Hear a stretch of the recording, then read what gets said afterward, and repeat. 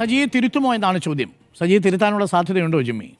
അതവിടെ നിൽക്കട്ടെ. അതിന് മുമ്പ് ഈ ചർച്ചയുടെ അടിസ്ഥാന പ്രമൈസസിൽ തന്നെ ഒരു പ്രശ്നമുണ്ടെന്നുള്ളതാണ് എൻ്റെ വാദം. അതായത് കേരളം ഒരു മതേതര സമൂഹമാണ്. ഇവിടെ സ്ഥാനാർത്ഥിയെ തീരുമാനിക്കുന്നതും വോട്ട് ചെയ്യുന്നതും മതേതരമായിട്ടാണ് എന്ന നുണയിൽ അടിസ്ഥാനപ്പെടുത്തിയാണ് ഈ ചർച്ച മുഴുവൻ നടക്കുന്നത്.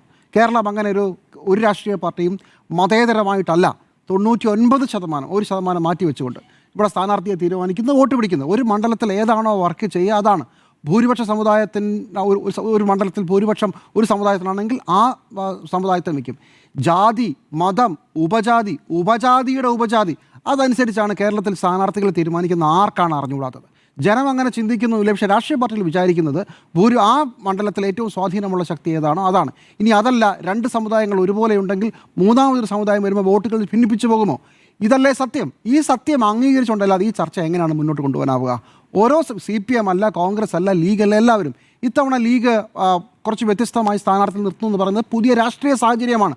ജയിക്കാൻ സാധ്യതയില്ലാത്ത ഒരു സ്ഥാനാർത്ഥിയെയും ഒരു പാർട്ടി നിർത്തുന്നില്ല എന്നുള്ള സത്യം അംഗീകരിച്ചുകൊണ്ട് വേണം ചർച്ച നടത്താൻ. അല്ലാതെ നമ്മൾ സ്വയം അപഹസിക്കപ്പെടുന്ന രീതിയിൽ മുന്നോട്ട് പോകരുത്. ശരി, അവിടെ നിന്നുകൊണ്ട് സജി ചെറിയാൻ്റെ പ്രസ്താവന എടുത്ത് നോക്കിയാൽ സജി ചെറിയാനുള്ള എനിക്കുള്ള പ്രശ്നം, സജി ചെറിയാൻ 2 ജില്ലയെ മാത്രം പറഞ്ഞുള്ളൂ എന്നുള്ളതാണ്. കേരളത്തിലെ മുഴുവൻ ജില്ലകളിലും ആർക്കാണ് ഭൂരിപക്ഷം നോക്കി അവിടെയാണ് ആളുകളെ നിർത്തുക. അപ്പോൾ സജി ചെറിയാൻ പറയുന്നത് ഭാഗികമായ ഒരു കാര്യം മാത്രമാണ്. അദ്ദേഹം പറയുന്നു, മലപ്പുറം പറയുന്നു, അതുപോലെ തന്നെ അദ്ദേഹം കാസർഗോഡിൻ്റെ കാര്യം പറയുന്നു. മലപ്പുറത്തെ 33 ജില്ലാ പഞ്ചായത്ത് സീറ്റുകളിൽ 20 എല്ലാം UDF ആണ് ജയിച്ചത്, മുസ്ലിം ലീഗാണ് ജയിച്ചത്. അതിൽ 26 ജയിച്ചിരിക്കുന്നത് മുസ്ലിങ്ങളാണ്. ശരി, പക്ഷേ LDFൻ്റെ സ്ഥാനാർത്ഥികളോ? LDFൻ്റെ സ്ഥാനാർത്ഥികൾ ഈ 26 22 മുസ്ലിങ്ങളാണ്. അപ്പോൾ മുസ്ലിം വേഴ്സസ് മുസ്ലിമാണ്. അപ്പോൾ പിന്നെ എന്ത് യുക്തിയുടെ അടിസ്ഥാനത്തിലാണ് സജി ചെറിയാൻ ഈ വാദം ഉന്നയിക്കുന്നത്? അത് പുതിയ വാദമൊന്നുമല്ല. സജി ചെറിയാൻ ഒരൊറ്റ കാര്യമേ ഉദ്ദേശിച്ചുള്ളൂ. സജി ചെറിയാൻ മലപ്പുറവും അതുപോലെ തന്നെ കാസർഗോഡും പറഞ്ഞത് നമ്മുടെയൊക്കെ ഒരു പൊതുബോധത്തിൽ മലപ്പുറവും കാസർഗോഡും മുസ്ലിം ഭൂരിപക്ഷ മേഖലയാണ്. സത്യത്തിൽ കാസർഗോഡ് അങ്ങനെയല്ല. അതുകൊണ്ടാണ് കാസർഗോഡ് നിങ്ങൾ എടുത്ത് നോക്കുമ്പോൾ BJPയുടെ ഹിന്ദു സ്ഥാനാർത്ഥികളുടെ വിജയമൊക്കെ നമുക്ക് കാണാൻ പറ്റുക. പക്ഷേ ഒരു പൊതുബോധത്തിനനുസരിച്ച് സജി ചെറിയാൻ ഒരു സ്റ്റോറി പറഞ്ഞതാണ്. മലപ്പുറത്തും കാസർഗോഡും കണ്ടില്ലേ? അദ്ദേഹം പറഞ്ഞത് പേരാണ്. പിന്നീട് ഇന്ന് പറഞ്ഞതുപോലെ ഞാൻ രാഷ്ട്രീയ പാർട്ടിയെ ഉദ്ദേശിച്ചെന്ന് പറഞ്ഞത് ശുദ്ധ നുണ. അദ്ദേഹം പറഞ്ഞത് പേര് നോക്കി നിങ്ങൾക്ക് മനസ്സിലാക്കാമെന്നുള്ളതാണ്. ഒരു ബഷീറും ഒരു രാമകൃഷ്ണൻ ജയിച്ചു വന്നാൽ പേര് നോക്കി എന്ത് മനസ്സിലാക്കണമെന്നാണ്. രാമകൃഷ്ണൻ എന്ന് പറഞ്ഞൊരു ഹിന്ദു ജയിച്ചു വന്നാൽ അത് UDF ആകാം, LDF ആകാം, കോൺഗ്രസ് ആകാം, CPM ആവാം, BJP ആവാം. പക്ഷേ ഒരു ബഷീർ ജയിച്ചു വന്നാൽ അതൊരു 99% സാധ്യത അത് മലപ്പുറം ജില്ലയെ കൂടെ ചൂണ്ടി പറയുമ്പോൾ അത് മുസ്ലിം ലീഗാണെന്നും മുസ്ലിങ്ങളെ ജയിക്കുമെന്നുള്ളതാണ്. സജി ചെറിയാൻ അത് മാത്രമാണ് ഉദ്ദേശിച്ചത്, അത് തന്നെയാണ് ഉദ്ദേശിച്ചത്. ഇന്നും വന്ന രാഷ്ട്രീയ പാർട്ടിയാണെന്ന് പറഞ്ഞ് തിരുത്തിയിട്ട് യാതൊരു കാര്യവുമില്ല. ഇത് തന്നെയാണ്. എന്ന് മാത്രമല്ല, ഈ മലപ്പുറം പരാമർശം നമ്മൾ ആദ്യമായിട്ടല്ലോ കേൾക്കുന്നത്. ഇത് തന്നെയല്ലേ വെള്ളാപ്പള്ളി നടേശൻ 4 or 5 തവണ പറഞ്ഞത്? 5 തവണ പറഞ്ഞു കഴിഞ്ഞു ഈ വർഷം മാത്രം. മലപ്പുറം ജില്ലയെ കണ്ടാൽ ശ്വാസം മുട്ടും. മലപ്പുറം ജില്ലയ്ക്ക് ഒന്നും ശരിയല്ല. മലപ്പുറം ജില്ലയിൽ ചില ആളുകൾ പിടിച്ചു വച്ചിരിക്കുകയാണ്. മലപ്പുറം ജില്ലയിൽ ഞങ്ങൾക്കൊന്നും തരുന്നില്ല. മലപ്പുറം അടക്കമുള്ള 4 ജില്ലകളിൽ മുസ്ലിം ലീഗ്, പിന്നീട് മുസ്ലിം ലീഗായി. മുസ്ലിം ലീഗിൻ്റെ സർവാധിപത്യമാണ്.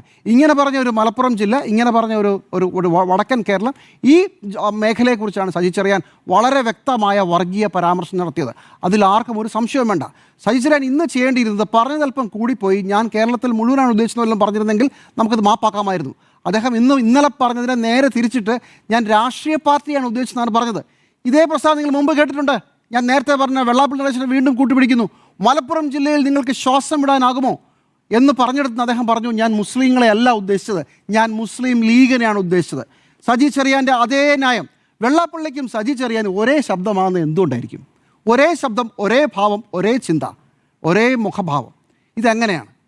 ഇത് ഒരു യാദർച്ഛികമായി വരാനുള്ള യാതൊരു സാധ്യതയുമില്ല. ഇനി CPMനകത്തുനിന്ന് സജി ചെറിയാൻ മാത്രമാണോ? AK ബാലൻ്റെ പ്രസ്താവന നിങ്ങളെടുത്ത് നോക്കൂ. AK ബാലൻ ആദ്യം പറഞ്ഞത് മാറാട് കലാപങ്ങൾ ആവർത്തിക്കുമെന്നുള്ളതാണ്. 10-25 വർഷത്തിൽ ആദ്യത്തെ 20 വർഷം കേരളത്തിലെ ഒരു തെരഞ്ഞെടുപ്പ് കാലത്തും ഉന്നയിക്കപ്പെടാതിരുന്ന കലാപങ്ങളെക്കുറിച്ചുള്ള പരാമർശങ്ങൾ ഇപ്പോഴെങ്ങനെയാണ് വീണ്ടും വരുന്നത്? അത് മനഃപൂർവ്വമല്ലേ? അത് കലാപം ഇനിയും ഉണ്ടാകാനുള്ള സാധ്യതയുണ്ടെന്ന് ഓർമ്മിപ്പിക്കലല്ലേ?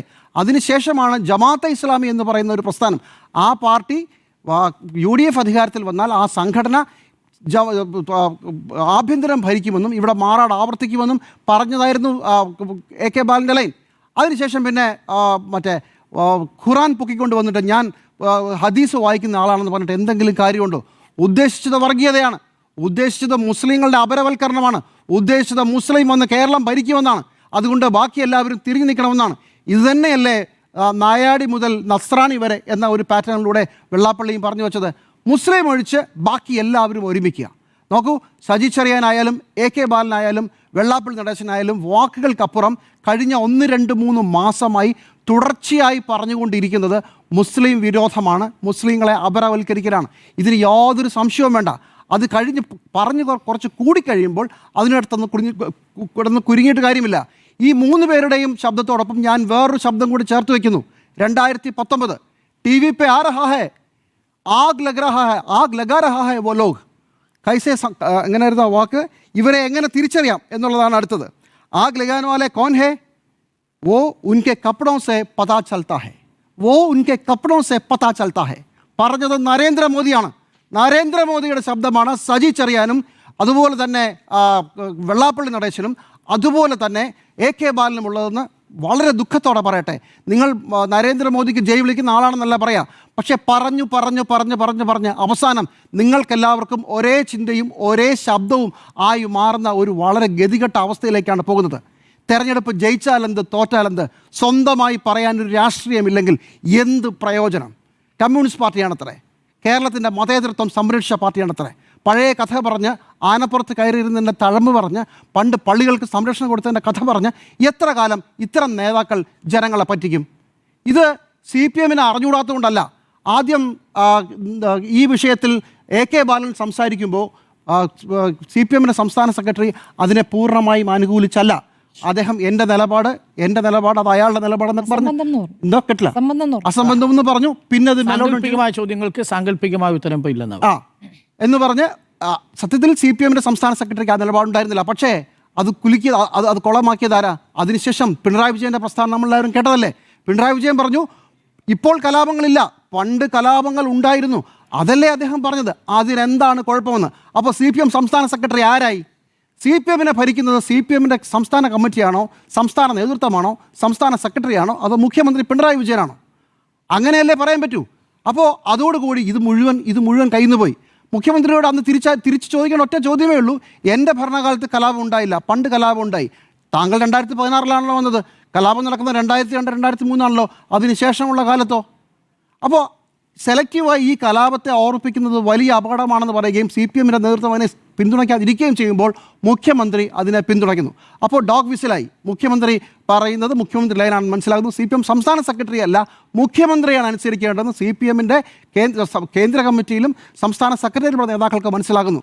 വെള്ളാപ്പള്ളിയാണ് നമ്മുടെ ആൾ, അതായത് ഗോവിന്ദ മാഷ് അല്ല എന്നുള്ളതാണ് മനസ്സിലാകുന്നത്. അതുകൊണ്ടാണ് ഇന്നലെ വെള്ളാപ്പള്ളി നടേശൻ വളരെ ശക്തമായി ഈ വിഷയത്തിൽ വീണ്ടും പ്രതികരിക്കുമ്പോൾ അതിനെ പിൻപറ്റി സജി ചെറിയാനെന്ന് സംസാരിക്കുന്നത്. അനുവാദം കൊടുത്തത്, സംസാരിക്കണമെന്ന് പറഞ്ഞത് മുഖ്യമന്ത്രിയുടെ വാക്കാണ്. അതുകൊണ്ടാണ് ഇത്രയും പ്രശ്നം. ഇത് ഒരു ഘട്ടം കഴിഞ്ഞാൽ നമുക്ക് ഇത് സജി ചെറിയാനെ തിരുത്തുമോ തിരുത്തില്ലയോ എന്ന ചോദ്യത്തിന് സജി ചെറിയാനെ തിരുത്താനുള്ള ധൈര്യം വെള്ളാപ്പള്ളി CPM സംസ്ഥാന സെക്രട്ടറിക്ക് കൈവശം വന്നിരിക്കുന്നു എന്നുള്ളത് അന്നത്തെ അർത്ഥം. ഇന്ന് നോക്കൂ, ഇന്ന് സംസാരിക്കുമ്പോൾ അദ്ദേഹം CPM സംസ്ഥാന സെക്രട്ടറി ഒന്നും പറയാതെ മിണ്ടാതെ അങ്ങ് മാറിപ്പോവുകയാണ് ചെയ്തത്. മുമ്പ് AK ബാലൻ്റെ കാര്യത്തിൽ പറഞ്ഞ അസംബന്ധമെന്ന് ആദ്യം പറയുകയും പിന്നീടുള്ള പ്രസ്താവനകളിൽ അത് മയപ്പെടുകയും ചെയ്തപ്പോൾ ഇന്ന് മൗനമായി. ചുരുക്കത്തിൽ CPM പിണറായി വിജയൻ ആൻഡ് കോ എന്ന കമ്പനിയുടെ കയ്യിലായതുകൊണ്ട് പാർട്ടി നിലപാടും പാർട്ടി നയവുമില്ല. വെള്ളാപ്പള്ളി നടേശൻ തൂക്കിയ വഴിയെ പിണറായി വിജയൻ കൊളുത്തി വെച്ചിരിക്കുന്ന വിളക്കാണ്, അതിലെ ആളുകൾ പോവുകയാണ്. വളരെ വലിയ അപകടമാണ്. ഒന്നുകൂടെ ആവർത്തിക്കുന്നു, തെരഞ്ഞെടുപ്പ് ജയിച്ചാലും തോറ്റാലും രാഷ്ട്രീയമില്ലെങ്കിൽ എന്ത് പ്രയോജനം?